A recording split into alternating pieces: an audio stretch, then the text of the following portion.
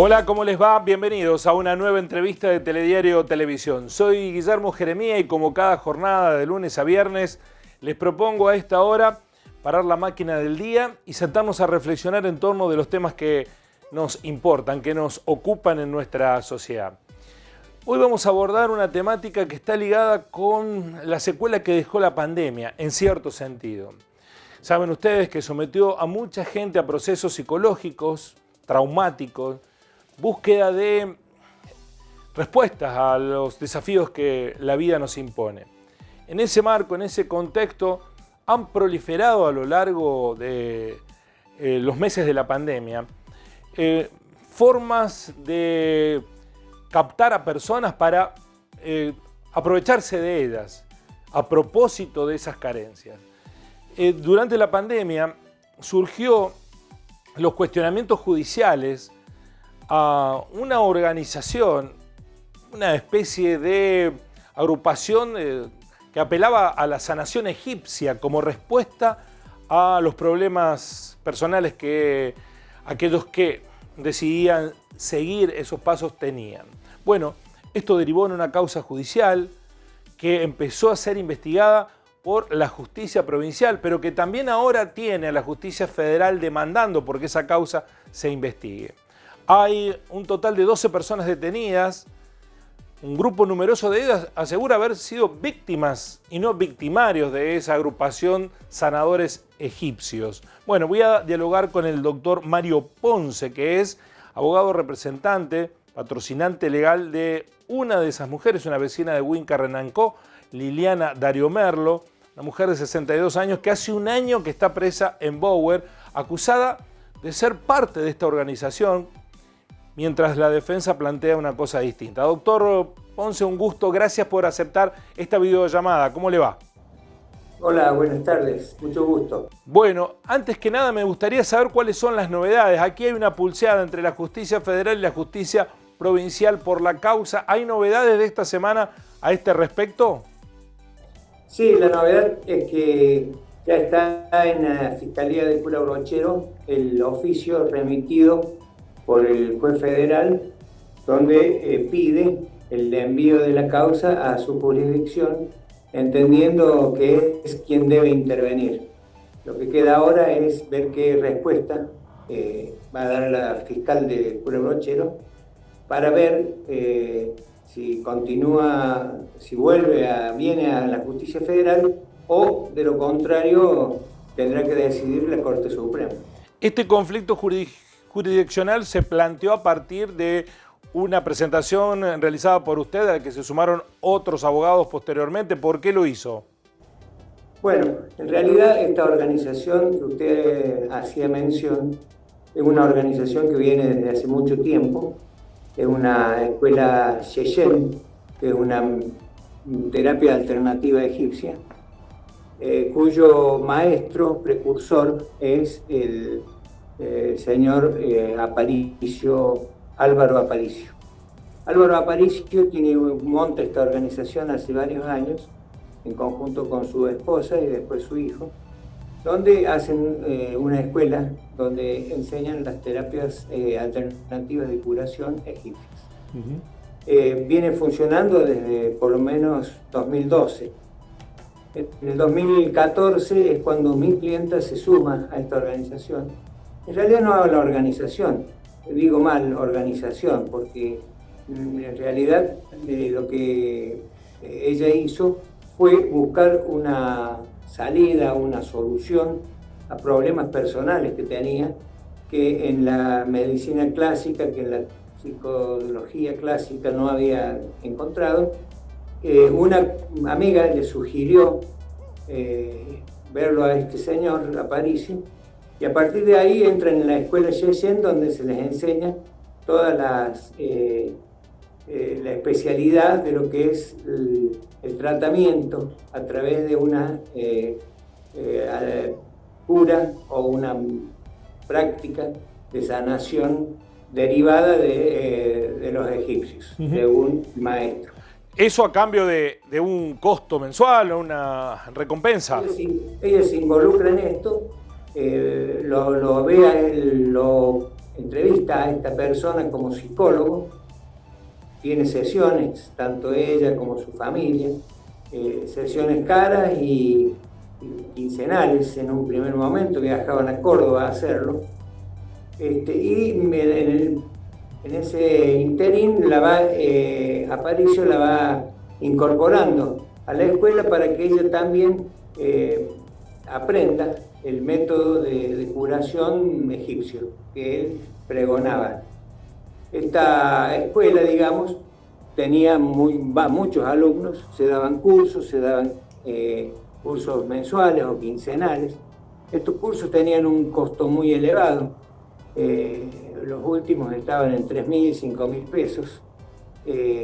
Cursos de una tarde en un lugar determinado de la ciudad, podría ser un hotel, en ese tipo de lugares alquilados a ese fin. Entonces, lo que ocurrió fue que ella se involucró, como tantas otras personas, sin tomar en cuenta o sin darse cuenta qué es lo que ocurre en estos casos, que estaba ingresando en lo que es una secta.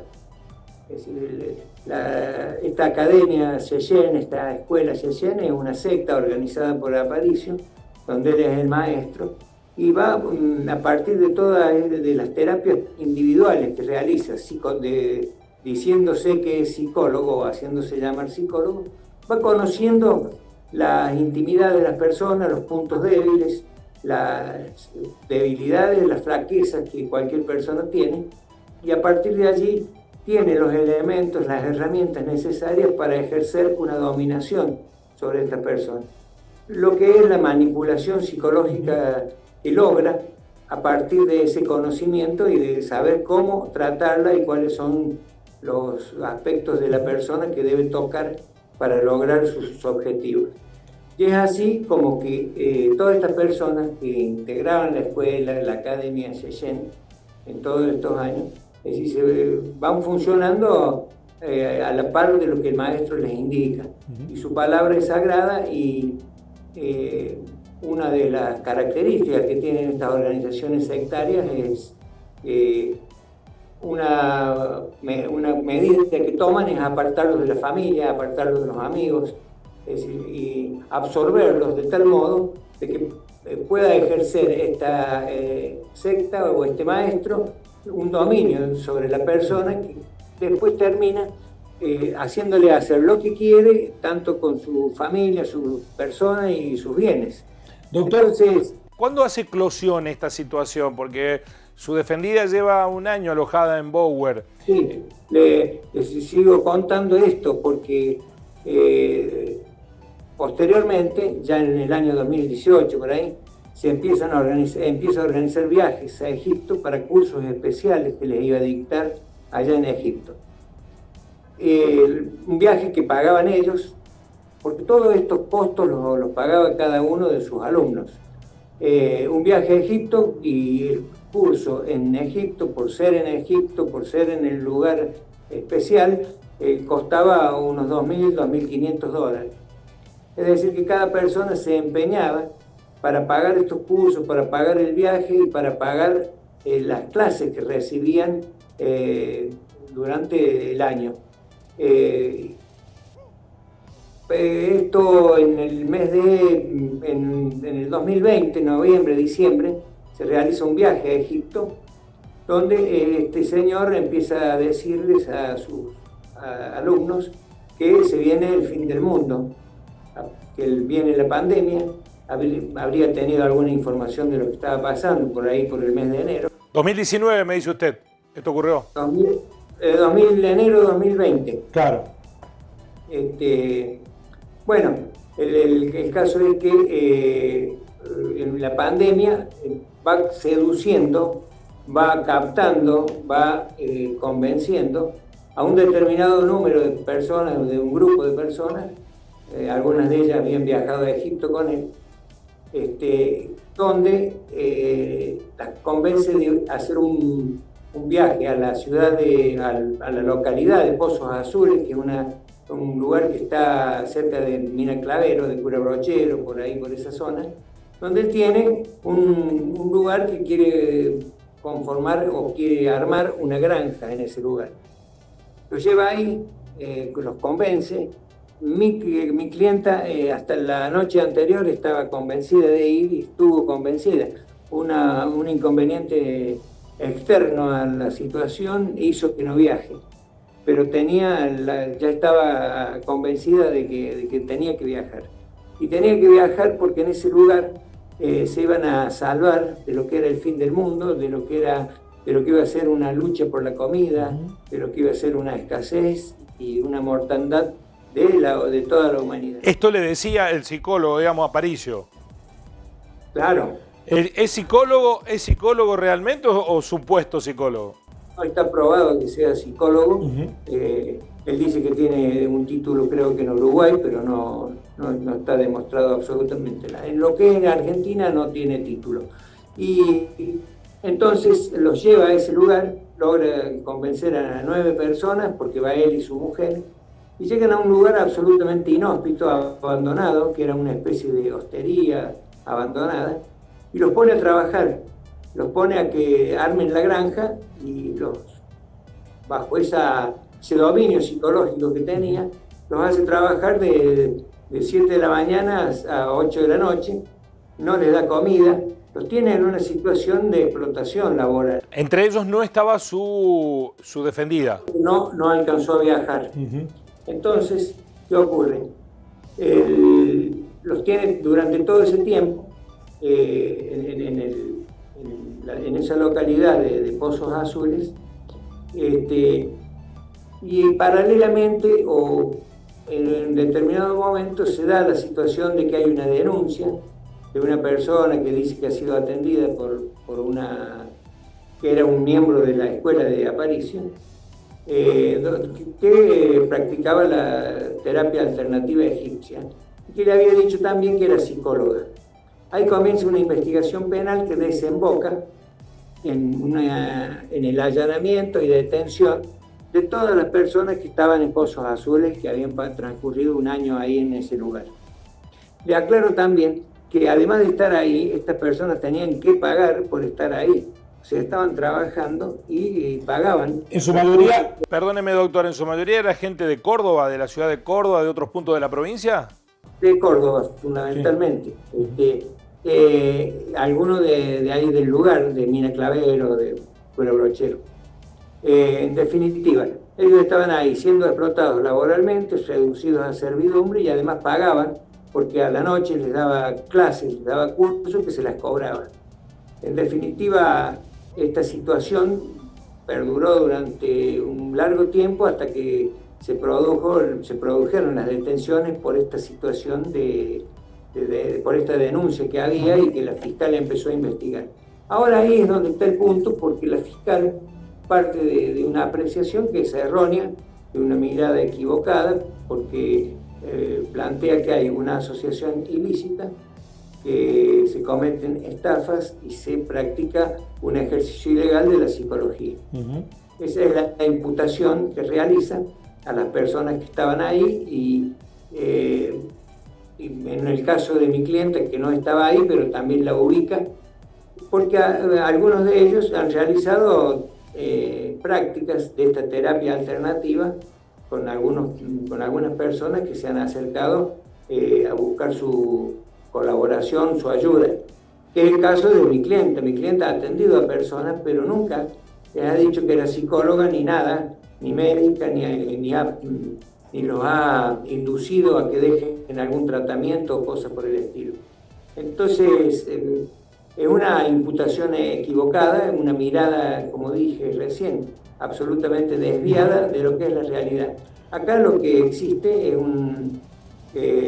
una captación por parte de Aparicio, de este grupo de personas, ha conformado una secta y además ha cometido el delito de trata durante este tiempo, donde ha tenido a todas estas personas sojuzgadas en la localidad de Pozos Azules trabajando para su beneficio. Y anteriormente otros actos de sumisión que ingresan también dentro de lo que es la violación de la ley de trata. Por eso, el año pasado yo hice una denuncia denuncié esta situación como que se había cometido el delito de trata de personas.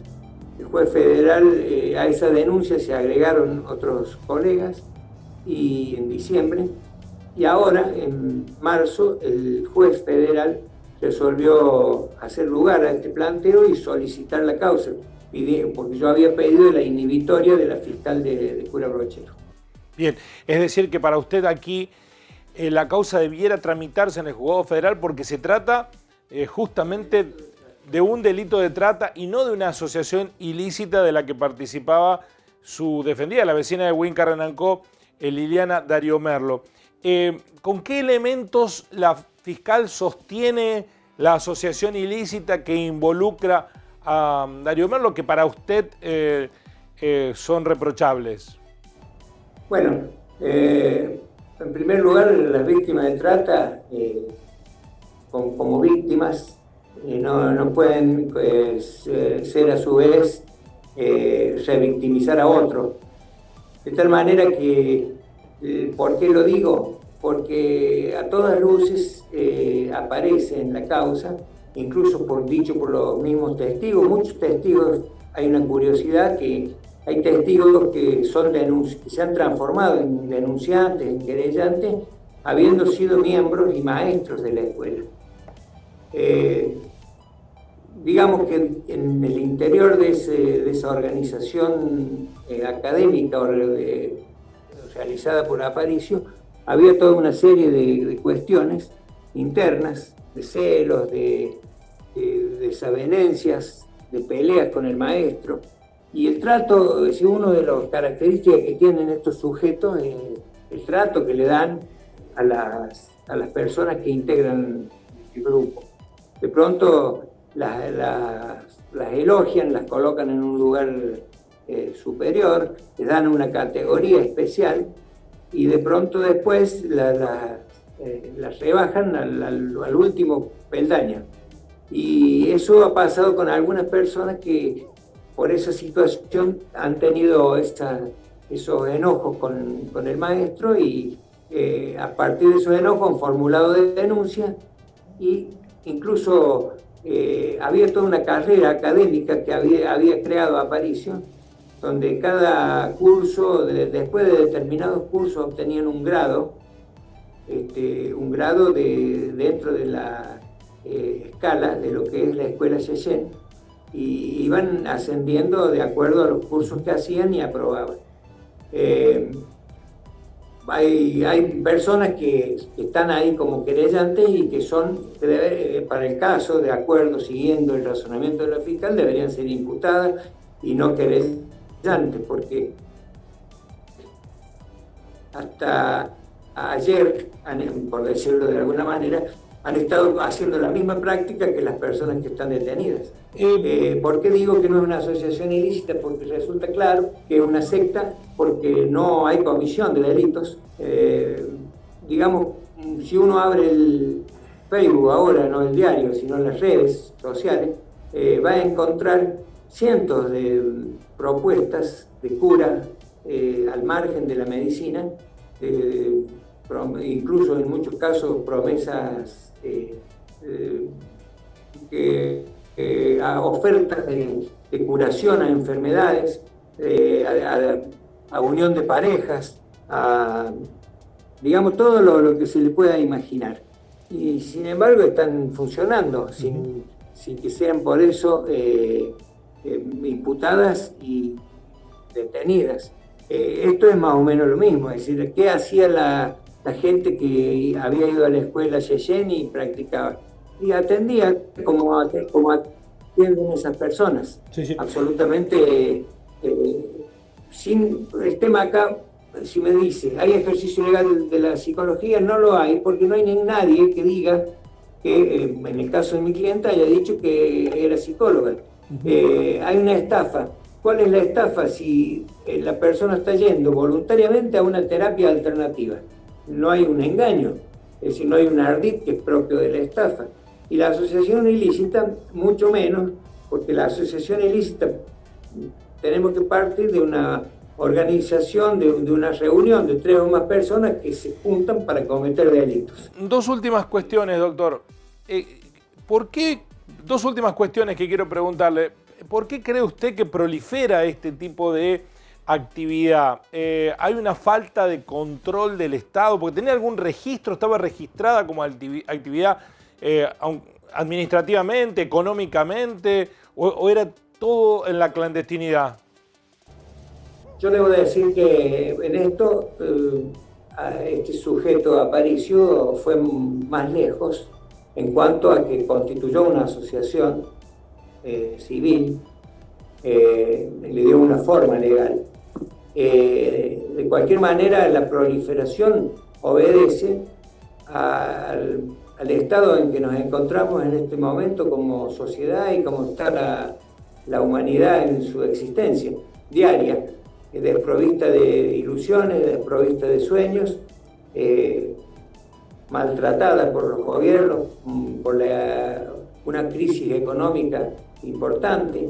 En una palabra, un estado general de desánimo que en las personas las impulsa a creer en este tipo de soluciones mágicas, si se quiere.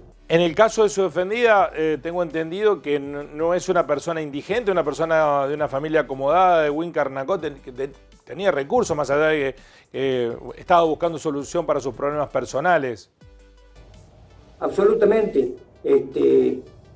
Fíjese que en el caso de esta escuela, la mayoría de las personas son personas de un determinado poder adquisitivo, hay profesionales, había psicólogos, había médicos, todos que estaban inscriptos en la escuela y hacían los cursos. Fíjese que entre los imputados, y esto vale decirlo porque es un dato sobresaliente, entre los imputados está una funcionaria del Poder Judicial de Córdoba, que casualmente no está presa, es decir, ella está en libertad. Y está detenida y privada de su libertad desde hace un año una funcionaria judicial de la provincia de Santa Fe, que también era miembro de la organización. Es decir que la composición de este grupo, en este caso específico, que está compuesta por personas con nivel cultural, con un poder adquisitivo, con medios, hay comerciantes. Hay una de las denunciantes que yo patrocino, en la de Justicia Federal, porque yo la defiendo a Liliana Darío Merlo, pero en la Justicia Federal la patrocino a Liliana Darío Merlo y a otra señora que se llama Flavia Stefanich, que es una mujer que tenía un comercio que le iba muy bien y quedó fundida a partir de todo el derrame económico que le ocasionó su participación a las órdenes del maestro. Bueno, doctor, si uno no tuviera el anclaje de que hay una disputa judicial entre la justicia provincial y la justicia federal, si uno no pensase que hay personas que son víctimas detenidas hace un año, pensaría que es un guión de una película, ¿no? De las tantas que hemos visto. Es una situación que es muy difícil de comprender. Sí, es difícil de comprender la actuación de la fiscal de Pura Broche. Es decir, porque creo que carece de la mirada que da no el derecho, sino la experiencia común, la experiencia de la propia vida. Es notable que no advierta o no haya advertido de que no es una organización delictiva y que en todo caso quien comete los delitos aquí es el jefe con su señora, que es Aparicio, su mujer que se llama Canes y su hijo que también participa en la dirección de esta empresa, que ha sido muy lucrativa para ellos, porque ellos, a partir del funcionamiento de esta secta, a partir de la captación, de la dominación y de la presión psicológica sobre sus miembros, ha logrado hacerse de un importante capital, ha ganado mucho dinero y en definitiva es quien se ha beneficiado como corresponde para un delincuente de este tema. Lo que ocurre es que acá la fiscal tiene privadas de su libertad a las víctimas. O sea que la justicia provincial lo que está haciendo es revictimizando a estas personas. Doctor, le agradezco muchísimo, estaremos atentos cuál es la resolución de la Corte Suprema de Justicia para saber si queda en el ámbito de la justicia federal y, o si continúa en la justicia provincial. Y sirve esto también de advertencia a mucha gente que tiene problemas, que advierte en tiempo y forma de acercarse a personas profesionales y no a chantas, ¿no?, que están dando vuelta por todos lados. Ha sido muy amable. Bueno, muchas gracias por el espacio, porque permite aclarar en algún punto la situación. Ahora, con respecto a la causa, espero que la fiscal reflexione, la remita al juzgado federal. Si no es así, resolverá la justicia, la Corte Suprema de Justicia. Pero hay un tema que no quiero dejar de decir. Todo este tiempo que pasa, todo este tiempo que transcurre, hace que el tiempo de detención de estas personas sea más largo y sigan siendo revictimizadas. Y por último digo, la prisión preventiva aquí no tiene ningún sentido porque no se dan en absoluto los elementos el peligro procesal que se necesita para que esta persona esté presa. O en otras palabras, podrían estar libres con un proceso abierto sin estar pagando una pena anticipada que no van a sufrir. Doctor, muchas gracias, muy amable.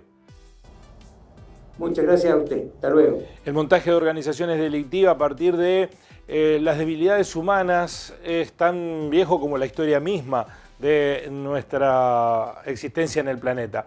El punto aquí es que estamos en una sociedad organizada, que el Estado debiera advertir de la existencia de estas agrupaciones que son sectas que se valen de esas debilidades para aprovecharse de las personas. Y además las fallas posteriores de la justicia, que encuadra de manera equivocada las situaciones y termina haciendo a las víctimas victimarios. Nos encontramos en una próxima entrevista de Telediario Televisión. Gracias por estar ahí. Así son las cosas.